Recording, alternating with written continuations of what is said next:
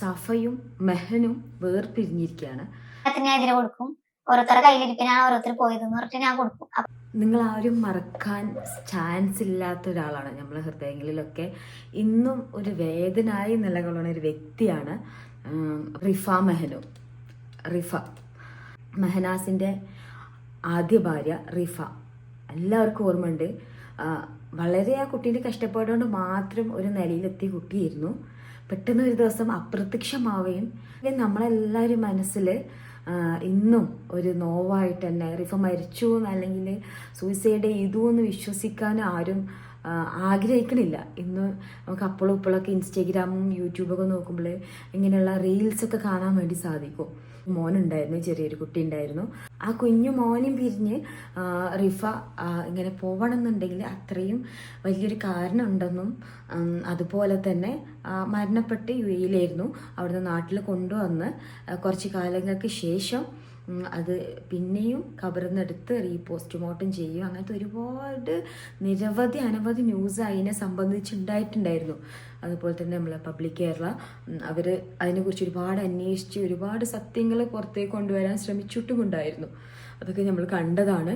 പക്ഷേങ്കിൽ ഇന്നിപ്പോൾ ഒക്കെ ശരിയാണ്. ഇപ്പോൾ പെട്ടെന്ന് റിഫേനെ കുറിച്ച് പറയാനുള്ള കാരണം എന്താണെന്ന് വെച്ചാൽ മെഹനാസിൻ്റെ പുതിയ ഇൻസ്റ്റാഗ്രാം സ്റ്റോറിയാണ്. നിങ്ങളെ ശ്രദ്ധിച്ചിട്ടുണ്ടോ എന്നറിയില്ല. ഇതാണ് ആ സ്റ്റോറി. ഞാൻ ഒരു സൈഡിൽ കൊടുക്കാം. എൻ്റെ ഭാര്യ എനിക്ക് നമ്മുടെ ഇന്നെന്താ പ്രത്യേകത, വാലന്റൈൻസ് ഡേ അല്ലേ, എനിക്ക് ഭയങ്കര നല്ല ബ്യൂട്ടിഫുൾ ആയിട്ടുള്ള ഒരു ഗിഫ്റ്റാണ് തന്നത്. ഇന്ന് മറക്കാൻ പറ്റാത്തൊരു ഗിഫ്റ്റ്. മെഹനാസിൻ്റെ സ്റ്റോറി സ്റ്റാർട്ടിങ് ഇങ്ങനെയാണ്. ഹായ് ഗായ്സ്, വാലന്റൈൻസ് ഡേ ആയിട്ട് എൻ്റെ ഭാര്യ എനിക്ക് ഭയങ്കരമായിട്ടൊരു ഗിഫ്റ്റ് തന്നു എന്ന് പറഞ്ഞ് സ്റ്റാർട്ട് ചെയ്യുന്ന സ്റ്റോറിയാണ് കേട്ടോ. നമ്മൾ എന്തെങ്കിലും ഗിഫ്റ്റോ കാര്യങ്ങളൊക്കെ പ്രതീക്ഷിച്ച് എന്തെങ്കിലും സർപ്രൈസൊക്കെ പ്രതീക്ഷിച്ച് നിൽക്കുകയായിരുന്നു. പെട്ടെന്നാണ് അതിൽ ട്വിസ്റ്റ് ഉള്ളത്. ഫുള്ള് കണ്ടു. മറക്കാൻ പറ്റാത്തൊരു ഗിഫ്റ്റ് എൻ്റെ ഭാര്യ എനിക്ക് സമ്മാനിച്ചിട്ടാണ് പോയത് ഗൈസ്. ഫുൾ ഡീറ്റെയിൽസ് നമ്മളിനി യൂട്യൂബിൽ സംസാരിക്കുന്നതായിരിക്കും. കയ്യിൽ ക്യാഷ് കുറഞ്ഞിട്ടുണ്ടാവും. അപ്പോൾ എന്തായാലും കൂടുതൽ ഇൻകം കിട്ടണമെന്നുണ്ടെങ്കിൽ നല്ലൊരു അടിപൊളി വീഡിയോ ഒക്കെ ഇറക്കണം. അതിന് വേണ്ടിയിട്ടുള്ള കള്ളത്തരാണെന്നടക്കം നമ്മൾ സംശയിക്കേണ്ടിയിരിക്കുന്നു. മെഹനാസിൻ്റെ സെക്കൻഡ് വൈഫ് സഫ മെഹനു എന്ന പേരിൽ അറിയപ്പെട്ട സഫ വേറൊരാളെ കൂടെ മെഹനാസിനെ ഉപേക്ഷിച്ച് പോയി എന്നുള്ള രീതിയിലുള്ളൊരു സ്റ്റോറിയാണ്. അത് മെഹനാസ് ആയതുകൊണ്ട് വിശ്വസിക്കാനും പറ്റില്ല, വിശ്വസിക്കാതിരിക്കാനും പറ്റില്ല എന്ന് പറഞ്ഞ പോലെ തന്നെ. കാരണം മുമ്പ് നമ്മൾ കണ്ടതായിരുന്നു എന്ത്, അന്ന് റിഫ സൂയിസൈഡ് ചെയ്ത ആ ഒരു സമയത്ത് റിഫ പോയി എന്ന് പറഞ്ഞിട്ട് ഓൺ ടൈമിൽ സ്റ്റോറി ഇടുകയും അത് ഭയങ്കര വൈറലായി റിമൂവ് ചെയ്യുകയൊക്കെ ചെയ്ത ഒരാളാണ്.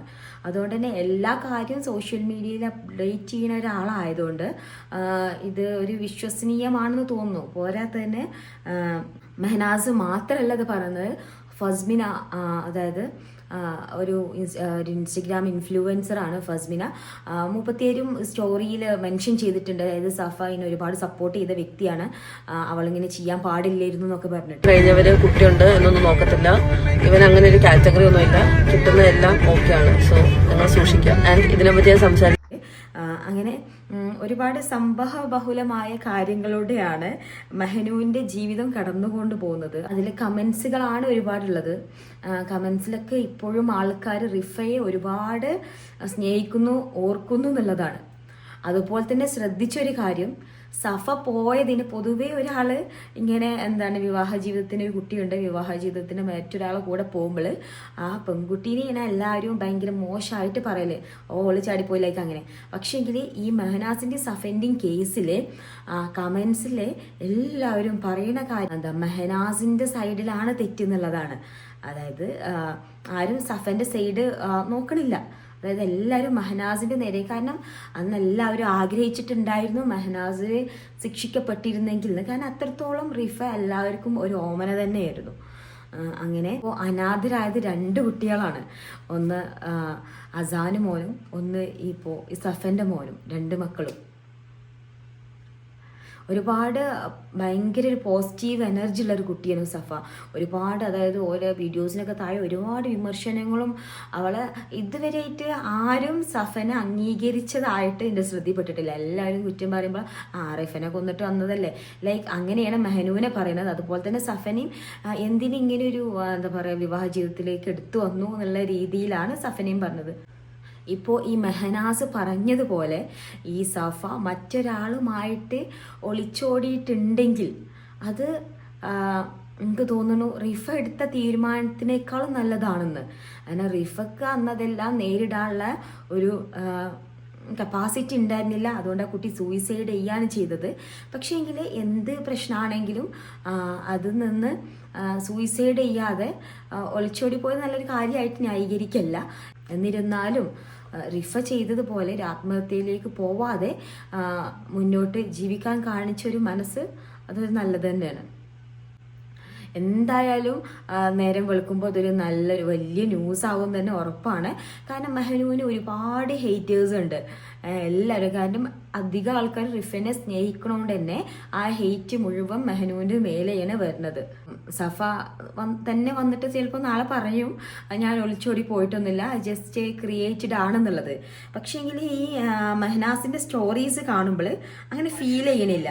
കാരണം ഒരുപാട് സ്ക്രീൻഷോട്ട്സും അതുപോലെ തന്നെ വിരഹത്തിൻ്റെ വേദനയും ലൈക്ക് അങ്ങനെ ഒരുപാട് ട്രെയിന് പോലെ ഒരു 8-10 സ്റ്റോറീസ് ഇങ്ങനെ നിരത്തി ഇട്ട് വെച്ചിട്ടുണ്ട്. എത്ര കാലോടെ നീ ഇങ്ങനെ കള പറഞ്ഞിട്ട് പോലെ ഈ ചെക്കൻ്റെ ഒക്കെ ആര് പോയാലും 8ന്റെ പണി കിട്ടും കേട്ടോ. നല്ലോണം ശ്രദ്ധിച്ചോ. വിത്ത് എവിഡൻസ് കാണുന്നവരുണ്ടെങ്കിൽ യൂട്യൂബ് ചാനലും മെനു ചാനലൊന്ന് സബ്സ്ക്രൈബ് ചെയ്യാത്തവരുണ്ടെങ്കിൽ സബ്സ്ക്രൈബ് ചെയ്ത് വെച്ചോ. ഇവൻ്റെയൊക്കെ ആര് പെട്ടുപോയാലും നല്ല പെടലായിരിക്കും പെടുന്നത്. ആരും വലയിൽ വീഴാണ്ടിരിക്കുക. കാരണം മാക്സിമം ഇവൻ്റെ മുതലെടുപ്പാണ്. ഇവൻ്റെ കുറേ കാര്യങ്ങളൊക്കെ കിട്ടിയിട്ടുണ്ട്.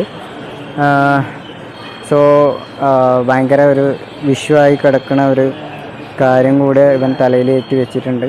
ഓരോ ദിവസവും ഓരോ പെൺപിള്ളേരുടെ ജീവിതം തകർക്കലാണ് ഇവൻ്റെ പണി.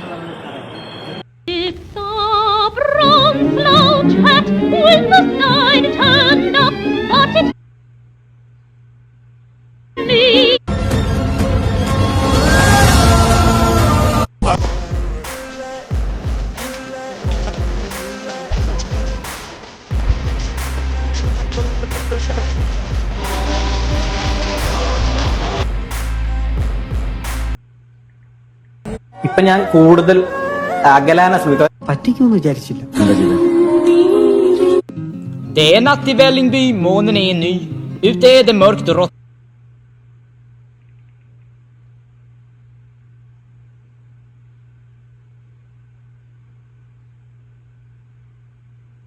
തീർച്ചയായും മെഹനാസ് വൈഫ് ഒളിച്ചോടി പോയത് അത് യാഥാർത്ഥ്യമാണെങ്കിലും അല്ലെങ്കിലും അതിൻ്റെ ഒരു എക്സ്പ്ലനേഷൻ വീഡിയോ ആയിട്ട് വരും. തുടർന്ന് സഫയും ഒരു എക്സ്പ്ലനേഷൻ വീഡിയോ ആയിട്ട് വരും. അപ്പോൾ ആ പോയ ചെക്കനും വരും. അങ്ങനെ ഒരു നിരനിരയായിട്ട് ഈ സീരീസ് ഇങ്ങനെ തുടർന്നും കണ്ട് പോകുന്നത് നമുക്ക് നാളെ മുതൽ കാണാം. എന്തായാലും എല്ലാവരുടെയും മനസ്സിലും ഇന്നും റിഫ ഒരു നോവായിക്കൊണ്ട് തന്നെ ഇരിക്കുന്നുണ്ട്. Okay, by.